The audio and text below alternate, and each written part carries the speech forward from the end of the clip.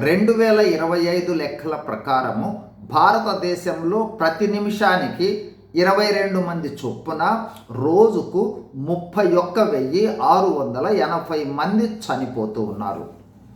ప్రపంచంలో ప్రతి నిమిషానికి 120 మంది చొప్పున రోజుకు 1,72,800 మంది మరణిస్తూ ఉన్నారు.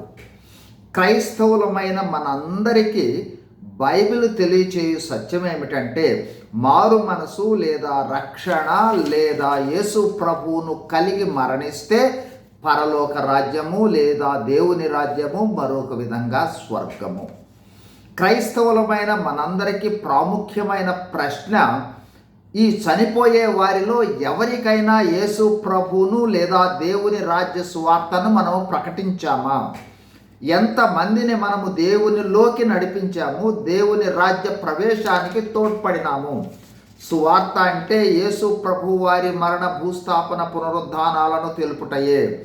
యేసు ప్రభువును పాప పశ్చాత్తాపముతో విశ్వసిస్తే పరలోక రాజ్యం వస్తుందని తెలుపుటయే. ఎక్కడికో వెళ్ళి సువార్త ప్రకటించని అవసరం లేదు.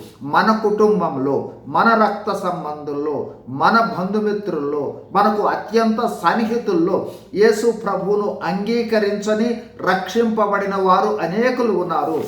వారితో మాట్లాడేటప్పుడు అనుకూల సమయంలో సువార్తను చెప్పండి, సాక్ష్యం చెప్పండి, యేసు ప్రభువును నమ్మండి, పరలోక రాజ్యం వస్తుందని తెలియచేయండి. అదే సువార్త. సువార్త ప్రకటించడానికి ఆశ ఉండాలి, ఆశయం ఉండాలి, ఆత్మ తీవ్రత ఉండాలి, ప్రజల పక్షముగా దేవుని ప్రేమ ఉండాలి. అప్పుడు సువార్తను ఎవరైనా ప్రకటించగలరు, ఎలాగైనా ప్రకటించగలరు, ఎప్పుడైనా ప్రకటించగలరు.